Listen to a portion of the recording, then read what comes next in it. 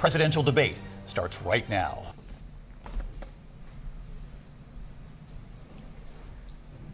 Kamala Harris. Let's have a good debate. You see, have fun. Thank you.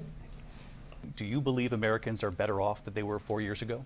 I believe in the ambition, the aspirations, the dreams of the American people. And that is why I imagine and have actually a plan to build what I call an opportunity economy.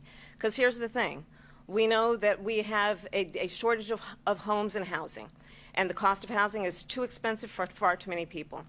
We know that young families need support to raise their children, and I intend on extending a tax cut for those families of $6,000, which is the largest child tax credit that we have given in a long time. My opponent, on the other hand, his plan is to do what he has done before, which is to provide a tax cut for billionaires and big corporations, which will result in $5 trillion to America's deficit. We're doing tariffs on other countries. Other countries are going to finally, after 75 years, pay us back for all that we've done for the world. Look, we've had a terrible economy because inflation has, which is really known as a country buster. It breaks up countries.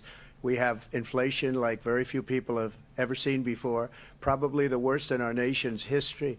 We were at 21%, but that's being generous because many things are 50, 60, 70, and 80% higher than they were just a few years ago. They have, and she has, destroyed our country with policy that's insane. Almost policy that you'd say they have to hate our country. President Trump, you've often touted that you were able to kill Roe v. Wade. Last year, you said that you were proud to be the most pro-life president in American history. For 52 years, they've been trying to get Roe v. Wade into the states.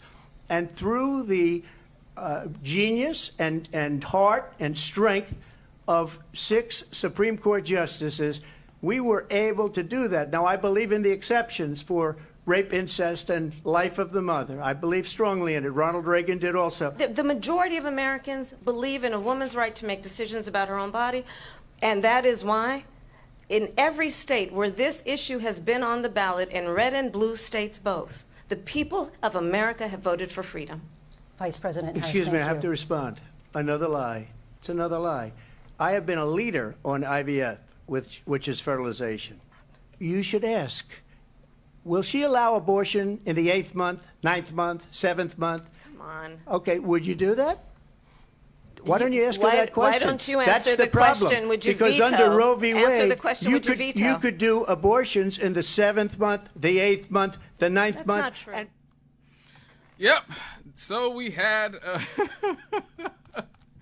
we had one of the more ridiculous debates here on Tuesday, where Donald Trump and Kamala Harris faced off, squared off for the first and seemingly the only time that, if you listen to Trump.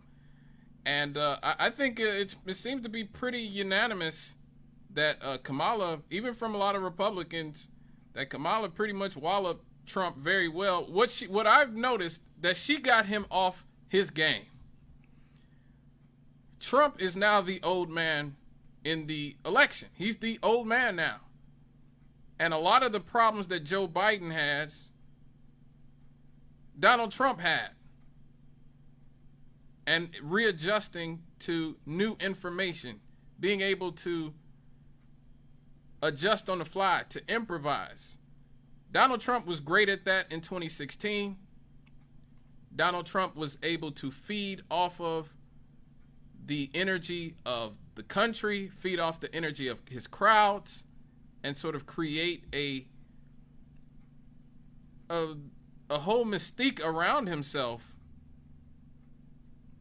And he was lucky. He had a very odious opponent in Hillary Clinton, who, you know, was easy to expose and sort of cut holes in like Swiss cheese.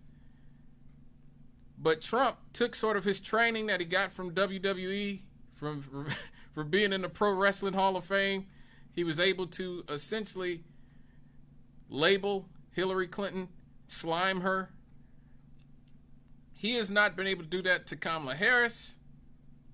All he can say is she's a socialist, she's a communist, which is just blatantly false, obviously.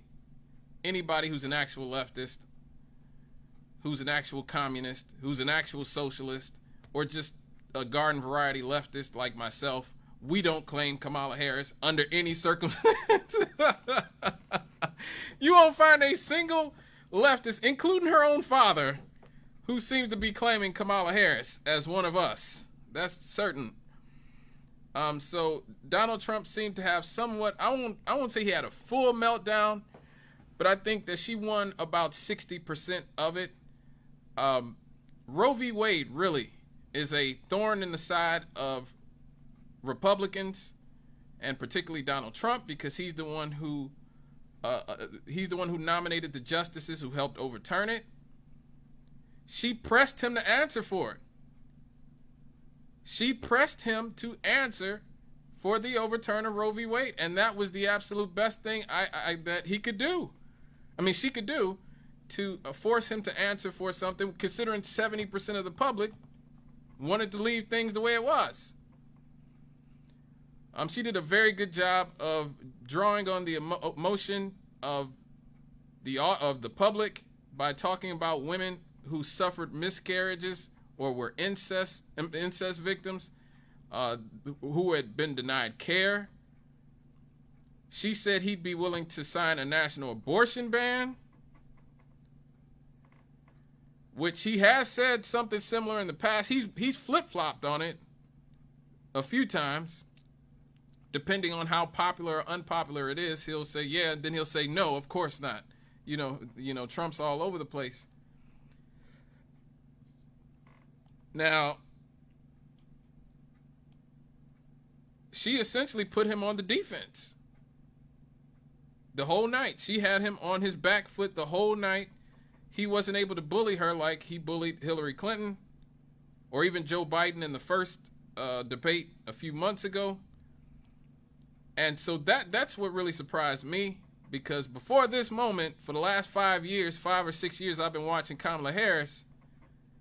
I have not seen anything in from the speeches she's given to the interviews she's done in that time period that would suggest that she was capable of taking these sort of hits that Donald Trump would hit her with.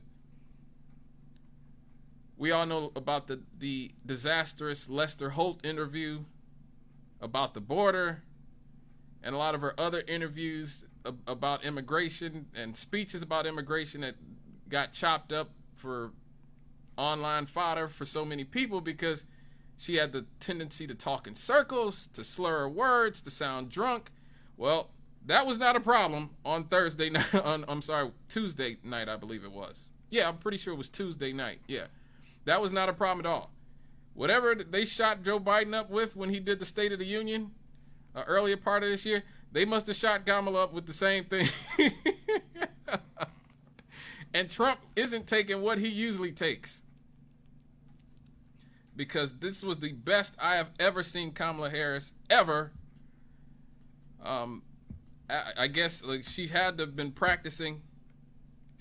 I would hope so. Since 2020, since her disastrous 2020 presidential campaign, I would hope that she had been practicing, and she has. Whoever's been working with her has done a very good job making sure that she does not sound lost like she did in 2020. The best thing she did was attack his ego. Good God. When she started talking about his crowd sizes, that set Trump off. She actually invited viewers to go to one of Trump's rallies, and she said he talks about fictional characters like Hannibal Lecter, and people start leaving early. That is just brutal. She hit him pretty hard a few times. Listen to here. Donald Trump was fired by 81 million people. So let's be clear about that. And clearly he is having a very difficult time processing that.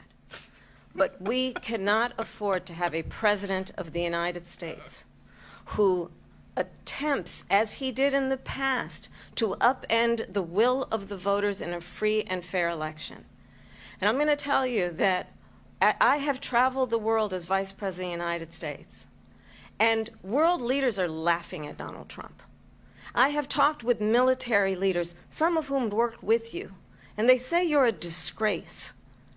And when you then talk in this way in a presidential debate and deny what over and over again are court cases you have lost because you did in fact lose that election, it leads one to believe that perhaps we do not have in the candidate to my right the temperament or the ability to not be confused about fact. That's deeply troubling, and the American people deserve better. I'll give you 1 minute to respond, Mr. President. Let me just say about world leaders. Viktor Orban, one of the most respected men, they call him a strong man. He's a tough person, smart. Prime Minister of Hungary. They said, why is the whole world blowing up? 3 years ago it wasn't. Why is it blowing up? He said, because you need Trump back as president. We're playing with World War III, and we have a president that we don't even know if he's... Where is our president? We don't even know if he's a president. And just to clarify they here... threw him out of a campaign like a dog. We don't even know. Is he our president? But we have a president, Mr. President, that doesn't know he's alive. So I want to get your thoughts on support for Ukraine in this moment, but also, as Commander-in-Chief, if elected, how would you deal with Vladimir Putin, and would it be any different from what we're seeing from President Biden? Well, first of all, it's important to remind the former president you're not running against Joe Biden, you're running against me. I believe the reason that Donald Trump says that this war would be over within 24 hours is because he would just give it up. Someone who cares about you and is not putting themselves first. I intend to be a president for all Americans and focus on what we can do over the next 10 and 20 years to build back up our country by investing right now in you, the American people. So she just started by saying she's going to do this, she's going to do that, she's going to do all these wonderful things. Why hasn't she done it? She's been there for 3.5 years. They've had 3.5 years to fix the border. They've had 3.5 years to create jobs and all the things we talked about. Why hasn't she done it? I think that was, I actually think that was probably Trump's best, moment of the debate, because again, it's very rare that somebody who's actually in office currently runs as being the change candidate. Like, she's actually told us that Joe Biden is one of the greatest presidents of all time. That's what the Democrats keep telling us. So why are you running to change everything? So what are you trying to say here? So she's simultaneously trying to run as a change candidate while being a part of the administration that's currently in office. That's new. That is definitely a new one right there. Let me get this caller. Hello, caller. Good evening. I'm enjoying your show, sir. Yes, yes. What's your opinion about the debate? All right. He's talking about it was a good debate, and she talked and said what she had to say, and we listened to what that nut had to say. But he's talking about she was in there 3.5 years. How come they didn't finish the border? How come they didn't do that? How come he didn't finish it when he was in office? That's a good He's question. supposed to have been putting up the border wall all the way down through there and stuff. All the money they had to do all of that with, what happened to it? He didn't finish it. How come he didn't tell somebody why he didn't finish the job? This guy's a nut. He got a lot of millions and billions of clowns that's going to vote for him, don't care what, because he's doing just what they wanted to do. Yep. They're going to treat people the same way they've been doing for years, like he talking about, make America great again. I guess he wants us to go all back to being slaves and stuff. That'll make his day. And no way he got shot in the ear. He probably had a little pin or something on his hand, and that's all staged. Well, again, we have the video. We have the video. Yeah. We don't have any proof of that, sir. But thank you for your call. We don't have any proof of that. Let's just say that there's lots of video and pictures of the situation until there is some sort of proof to the otherwise. You know, can't necessarily say that he didn't actually get shot per se. You know, I mean, it'd be very hard to pull something like that off today.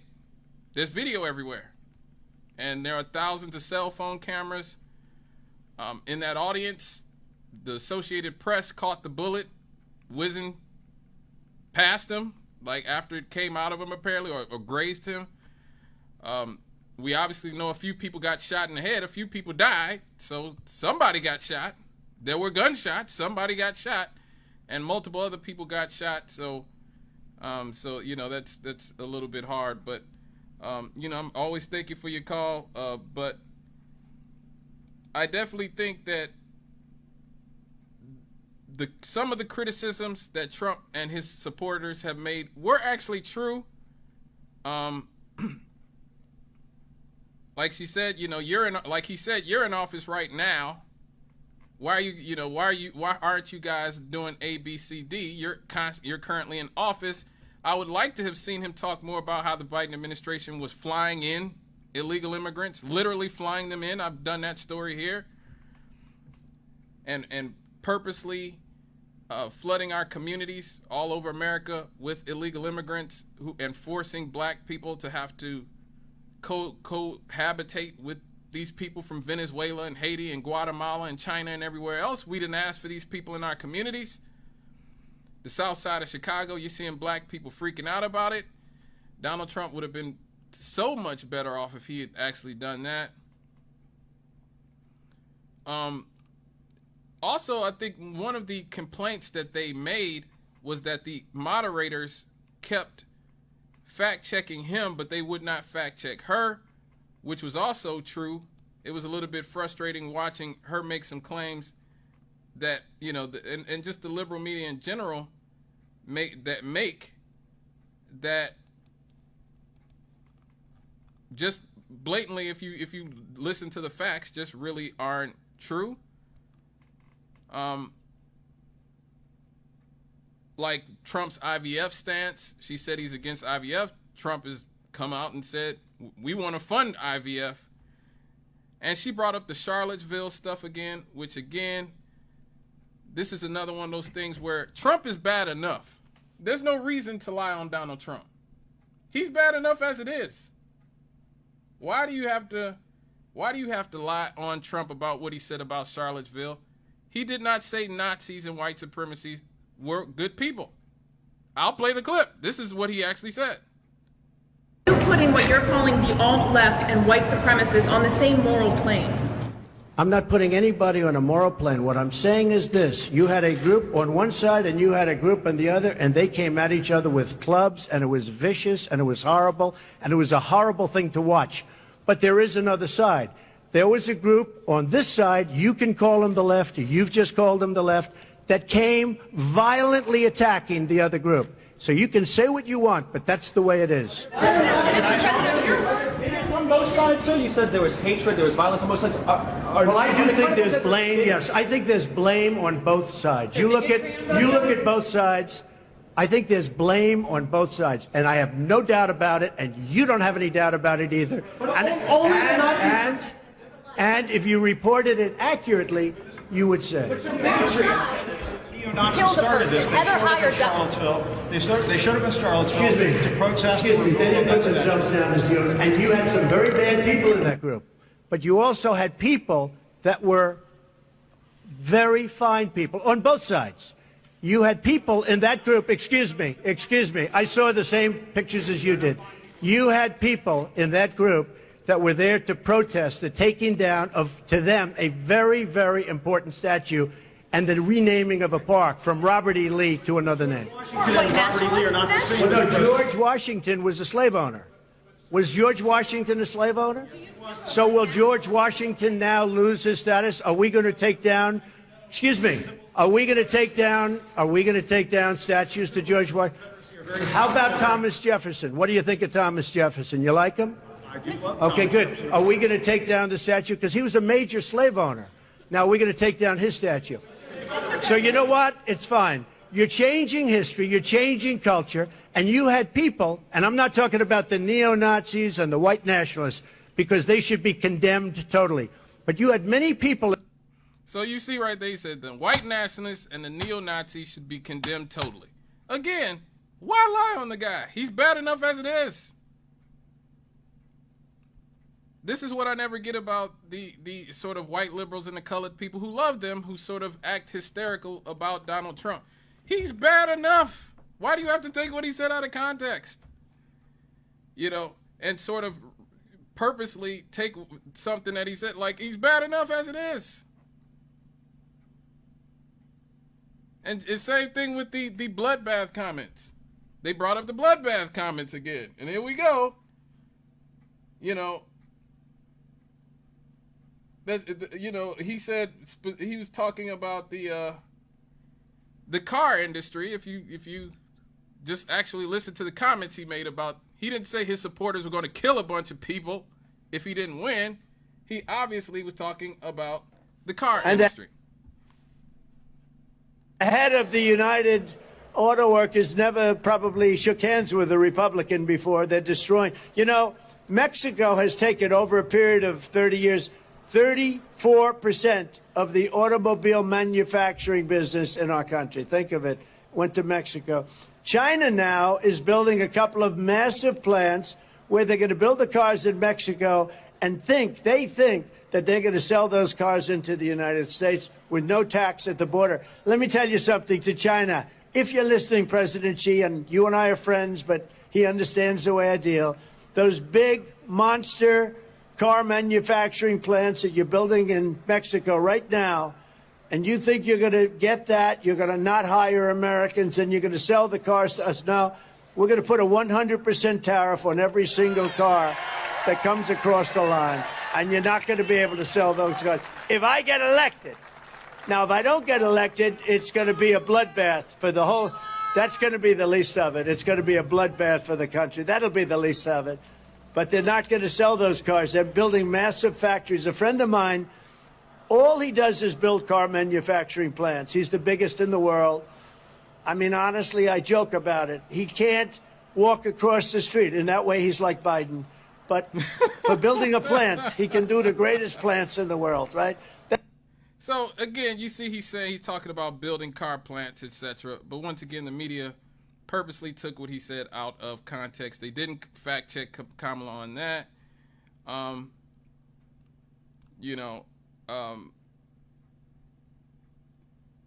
They didn't fact check her when she said that she didn't want to take people's guns away.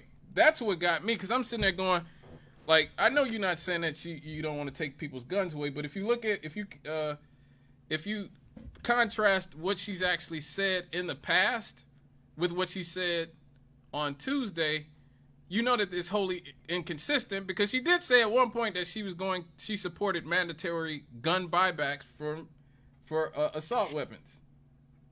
So this is what she said on Tuesday. And then this business about taking everyone's guns away. Tim Walz and I are both gun owners. We're not taking anybody's guns away. So stop with the continuous lying about this stuff. As it relates to the Affordable Care Act, understand, just look at the history to know where people stand. Okay, so that's from Tuesday. She said, we're not taking anybody's guns away. This is from a few years ago when she's on MSNBC and still was pretending that she was a leftist.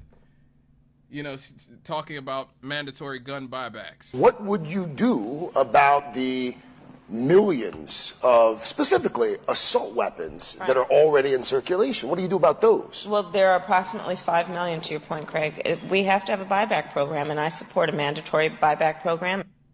So you're going to force everybody to sell their assault weapons. Now, if you agree with that, you agree with that. That's fine. I personally don't. I'm a Second Amendment supporter, especially for black people, because of how things have gone in this country for us over the last 400 years. But don't be dishonest and disingenuous about not supporting taking people's guns. You do support a mandatory gun buyback. That's not, hey, you know, if y'all want to give up your guns, here goes $50. No, this is mandatory. I'm not with that personally. Now, again, we kind of know who won this debate, because now Kamala Harris is running around the country talking about how how she wants another debate. You know, she is very much walking around like she knocked the schoolyard bully out, and she kind of did. 2 nights ago, Donald Trump and I had our first debate.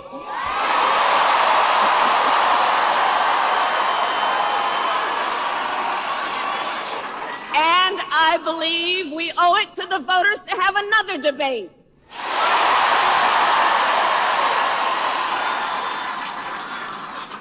Because this election and what is at stake could not be more important. Donald Trump intends to end the Affordable Care Act. And as Stacey mentioned, you heard what he said in the debate. He has no plan to replace it. He said, concepts of a plan. So she's like, yeah, we need to have another debate. Now, ironically, before this, it was Kamala Harris's people who were trying to prevent, trying to stall and make sure that she didn't debate or do any real interviews with anybody other than the super friendly MSNBC or CNN type crowds. But now she's like ready. And like I said, a lot of it is because Trump has lost his fastball. He really has. Trump is no longer the titan, the sort of bully he was in 2016.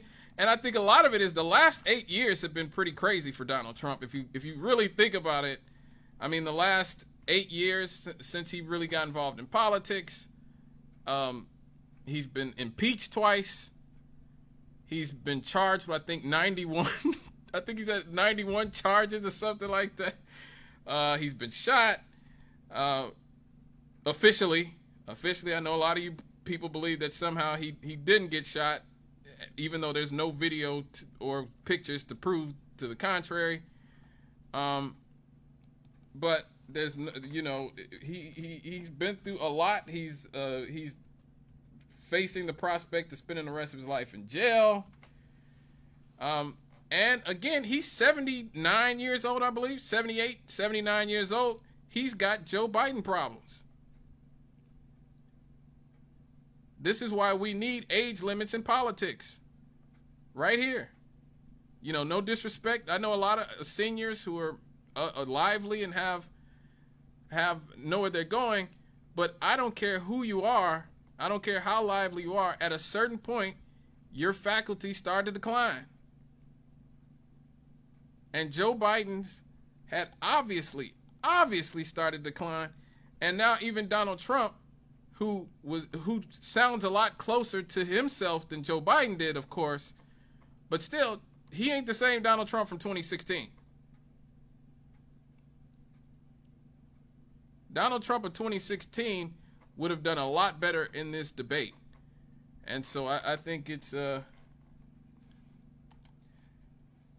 important that we start talking about the gerontocracy we have in this country and start talking about age limits for president and for Congress. We saw people like Dianne Feinstein basically die in Congress while being incapacitated.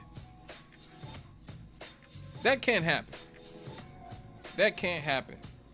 So I do think Donald Trump needs to debate Kamala Harris again. I think he should. I think he's afraid to, because she hurt his ego. She hurt his pride. And that's what he's all about. She attacked his crowd sizes. She attacked all the things that he cares about. She said, basically, you're not as good of a businessman as you think you are. These things cut Trump to the cuticle, as they say. But he does need to debate her again. He should be forced to debate her again. You don't have a democracy if your candidates are not debating regularly. And so I actually agree with Kamala Harris in the sense that he does need to debate her again, personally. But unfortunately for the Democrats, they have set the precedent that they don't have to debate. They made sure Joe Biden didn't have to debate. They made sure Dianne Feinstein never had to debate. They make sure Nancy Pelosi never has to debate anybody. So now you can't cry about Trump not wanting to debate again now, can you? Even though I think everybody should be forced to debate multiple times, there shouldn't be an election in this country that doesn't have at least 3 or 4 debates where we get to know exactly who these candidates are and where these candidates stand. And before I get out of here to go to this break, let me just say, don't think it's been lost on me that neither one of these candidates had anything to say to Black America. Nothing. They had nothing to say about us specifically, but they made sure that they got, you know, what they needed to say out for AIPAC and their community. All right, folks, it is 7:09 in the PM, so you know what time it is when we get back. Happy Abbeys!